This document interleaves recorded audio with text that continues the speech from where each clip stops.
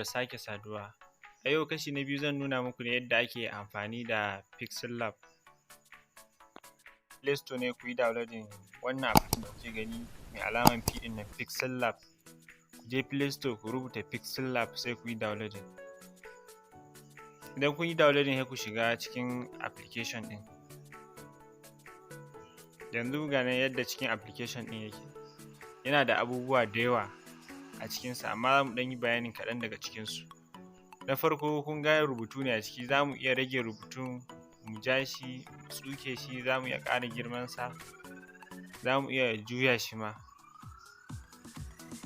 Yadda za a juya shi, za a danna ɗan wannan alaman da yake ƙasan, ɗan alama da ya ɗan lanƙwashe na ƙasan new text ɗin nan, shi ne za a riƙe a juya rubutun. Akwai abubuwa da yawa a ciki. Yanzu za mu fara da abubuwan ƙasan nan ne. Za mu fara da wannan mai alaman A ɗin. Yana da abubuwa da yawa shi ma a ƙarƙashi. Yanzu wayannan styles ɗin shine na farko. Kun gani in na danna style zai nuna min kalar rubutu kala-kala. Sai in zaɓi wanda nake so. Kun ga na zaɓi wannan. Wow, ya min kyau sosai. Yauwa yanzu na gama da na farkon nan, sai na biyu shine edit. Edit kuma shine zai bani dama in canja rubuta abin da nake so. Yanzu zan rubuta design ne, sai in danna OK saman can. Gani ya rubutu, shine aikin edit. Sai na gaban shi delete. Delete kan kowa ya san shi. Sai na gefen shi sai copy. Na danna kun ga zai min copy in irin rubutun. Yanzu zan danna delete sai in goge shi. Sai na gaba to front ɗin nan da to back. Su ma suna da amfani sosai. To front zai matso da abun gaba, to back zai mai da shi baya. Sai mun fara abun da gaske zan nuna muku bambancin su, nuna muku yadda ake amfani da su. Sai akwai na gaba, shi kuma ana kiran shi position. Shi kuma da wannan za ku ga ɗan alamu guda huɗu wanda za ka iya matsar da shi gefe, ka danna sama ya matsa, ka danna ƙasa ya yi ƙasa, ka danna gefe ya yi gefe. Shi ne aikinsa. Sai ɗaya na gaban kuma ana kiran shi relative position. Shi kuma wannan ana amfani da shi ne in kana so ka kai abun ka santa ko gefen asalin wannan babban akwati koren nan. Kun ga na danna gefe zai kai shi gefe, in na danna sama zai kai shi can sama. Ga su nan ne da yawa, sai ku ta wasa da su har ku gane yadda ake amfani da su. Yanzu mun gama da shi. Sai na gaba shine size. Size kawai ƙara girman rubutu ne. Kun ga in na ja shi na rage, rubutun yana ƙaruwa yana raguwa. Shi ne aikin size. Za ku iya danna plus da minus ɗin nan kuna so ka ƙara kaɗan-kaɗan ko ku rage kaɗan-kaɗan. Sai in danna OK. Sai na gaba shine padding. Shi padding kawai zai ɗan ba da space ne, zai bada fili ne a gefe, a hagu ko daman shi rubutun naka. Shi ne aikin padding. Sai na gaba shine kala. Na danna kan shi kun ga zai bani in zaɓi kala. Yanzu yana kan wannan abun da aka rubuta gradient ɗin ne. In normal kala nake so yana sama, sai in danna kan kala. Kun ga ya koma kala, sai in danna kan plus ɗin nan. Sai bani dama in zaɓi asalin kalan da nake so. Zan yi yawo da wannan abun har in kai shi kan kalan da nake so, sai in danna OK. Kun ga yanzu kalan ya canja, in danna good. Sai na gaba shine texture. Shi kuma texture amfanin shi ne in kana so ka sa hoto a cikin rubutu ko wani abu makamancin haka dai.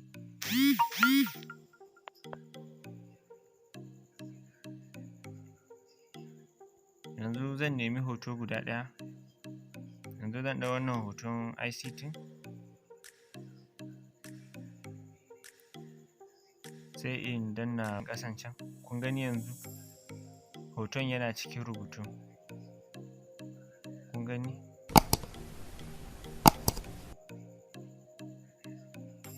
Yanzu sai in danna wannan enable ɗin saboda ya ƙara girman shi hoton da yake cikin rubutun.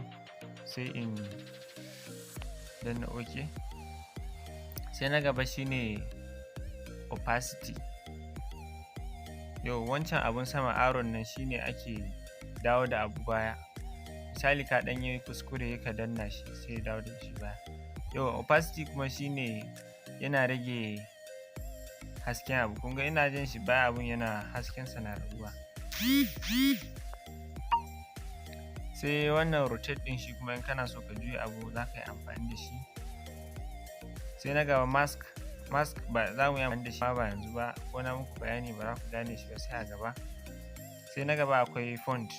Yauwa a nan ne za ku ga amfanin abin da muka yi. Yanzu wayannan shi ne wanda application din ya zo da su, amma in kuka danna kan my font din nan,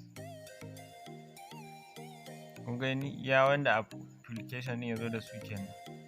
Amma yanzu in muka danna kan wancan my font din, zai nuna mana wanda muka zo muka ɗauko daga baya din nan. Yanzu zan danna kan my font din, kun gani yanzu wayannan dukkansu su ne wanda muka yi downloading ɗazu. Kun gani a sama ya rubuta storage emulated/0/fonts.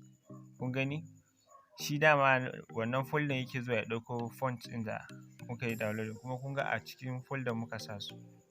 To shine amfanin fonts ɗin. Yanzu kun gan su kala kala a nan wajen, rubutu style kala kala. Mutum zai iya zaɓen duk wanda ransa yake so a nan wajen. Kun ga mun yi installing akalla su 200 da wani abu wanda muka ɗaura. Yanzu kun ga wanda na ɗauka. Sai na gaba shine style. Akwai bold shine B ɗin na, I shine italic, Q shine underline. Baya aiki akan wannan rubutun, sai a gaba zan nuna muku aikin sa. Cuff ɗin nan shi ma zan nuna muku aikin shi a gaba. Sai na gaba shine background ɗin nan, in na danna kun gani zai ɗan sa masa kala a bayan rubutun. Sai mu zaɓi kalan da muke so shi ma kamar yadda muka yi na wancan kalan. Sai in danna good. Sai akwai align, shine na gaba. Shi align ba za mu bayanin shi ba tukunna, amma bari in muku yadda za ku gane yanzu. Zan ƙara rubutuna, bari in ƙara rubutuna ga can a sama kun gan shi. Sai danna edit ɗin nan, kun gani sai in canja in dawo bayan da zan rubuta graphic, sai in danna enter in sauka ƙasa kenan, sai rubuta design. Kun ga yanzu rubutun nawa layi 2 ne, sai in danna OK. Yanzu align ɗina yana center ne, shi yasa design ɗin ya je center graphic ɗin.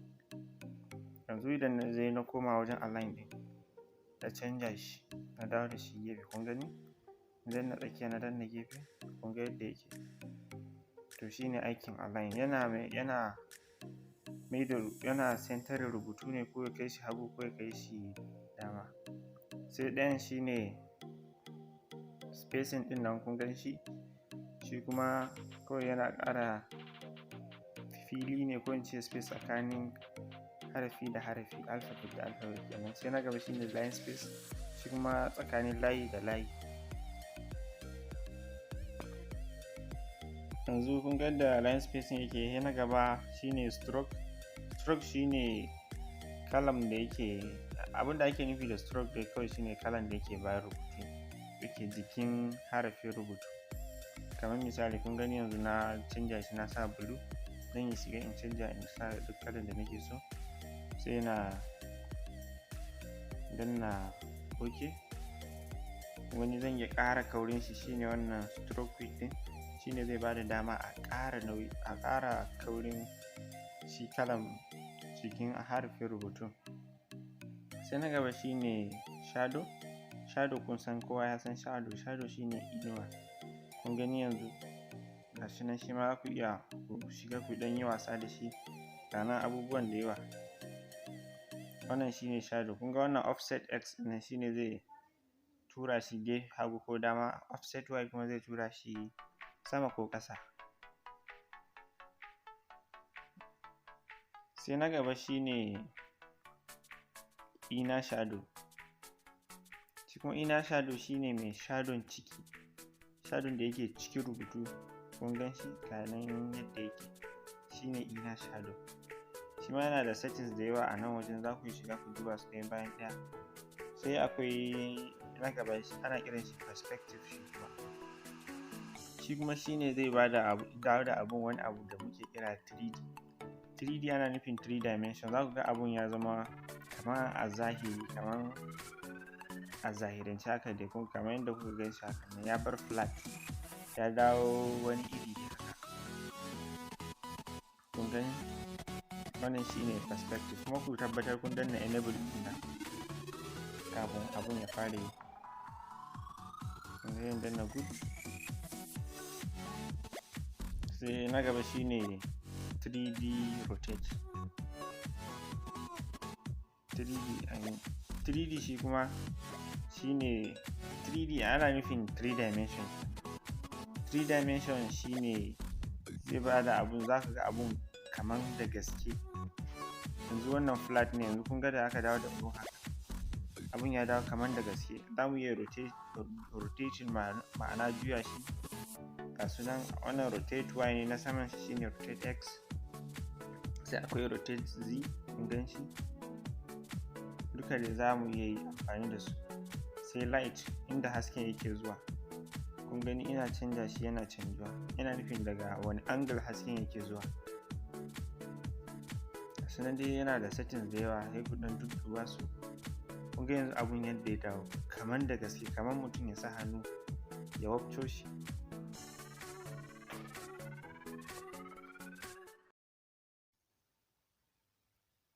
Yauwa, yanzu sai na ƙarshen shine reflection. Kun gani shine zai ɗan bashi, shi ma yana ɗan kama da inuwa amma yana da ɗan bambanci da shi.